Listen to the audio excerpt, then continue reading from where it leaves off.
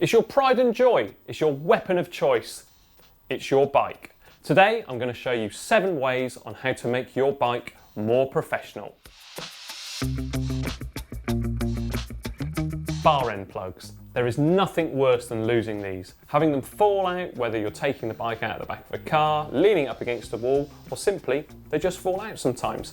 Easy solution to this: get some masking tape, also known as painter's tape, wrap it around the circumference of the inside of the plug, that's the bit that goes inside of the handlebar, wedge it back into the handlebar, and hey presto, it stays in there. I like to have mine nice and tight, so you actually need to use the tip of a screwdriver to prise them back out again.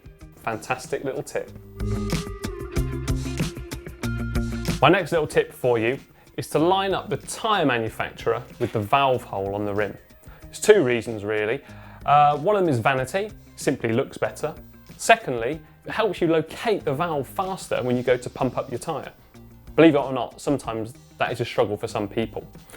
As well, a little bonus tip here, if you are to puncture, say if you take out the inner tube, the puncture is about 10 centimetres away from the valve, you know to look about 10 centimetres away from the tyre brand on the sidewall of the tyre. Just watch out though, when you're rubbing fingers inside of the tyres, that there's no glass or thorn sticking through, otherwise your thumb will soon know about it.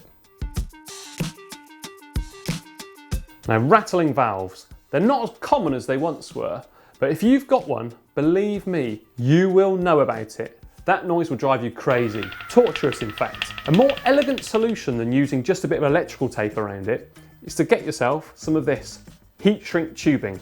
All you're going to have to do, place it over the valve or the valve extender, depending on whatever you choose. Then hey presto, or presto, put it back in the rim and that stops it from rattling. Perfect solution to that annoying rattle. Now there's something very painful about having a frayed cable end poke you in the finger. It's like standing on an upturned plug or a piece of Lego perhaps. So what you need to do is put a cable end on it. Now you could match them to the colour of your bike. How cool would that be? I'm not that cool, so instead I've got some little red anodised ones instead. GCN red of course. So I'm going to put them on, crimp them, job done. However, you could also use just a dab of super glue on there, making sure that all of the strands are nicely intertwined. Put that super glue on though, and it holds it. No need for cable ends, and it also looks cool. Nice little tip that. Lastly, I'm not good at this, solder them. Yes, that's right, get yourself a soldering iron, put a dab of solder on there, job complete. Another elegant solution to your frayed cable ends.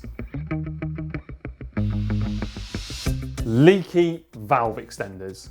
Now if you use deep section wheels, you may well have been a victim to this in the past.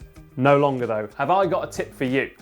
PTFE tape. This is really thin plastic tape which you wrap around the thread of the valve extension before threading it into the core of the inner tube valve or the tubular tyre valve.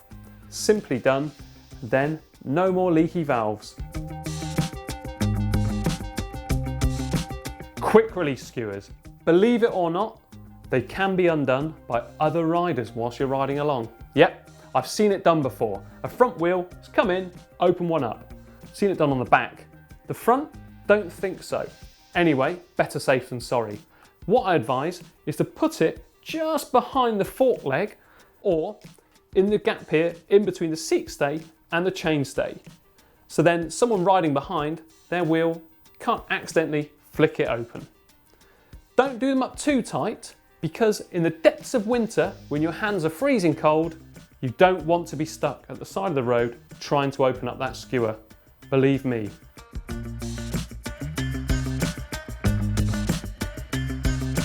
The highly controversial subject of handlebar tape. Today, I'm not going to go down that road though, because you lot will go to town on me in the comments. However, there is one great tip for finishing off your handlebar tape if you finish at the top of the handlebars. Now you'll probably split 50-50 out there if you finish or start at the top. However, if you finish at the top, my preferred method, the trick here is to keep it just one width, apply a decent amount of tension, and wrap it in this direction. That means when you're pulling back on your bars when you're climbing, which I do quite a fair bit of really, you're actually tightening it as you ride. And then give it a cut. Try and make the cut hidden as well, out of view. Job done. Nice, neat handlebar tape finishing. Right, well there we are.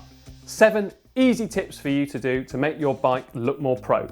Remember to leave your tips in the comments down below and maybe I'll learn something, who knows.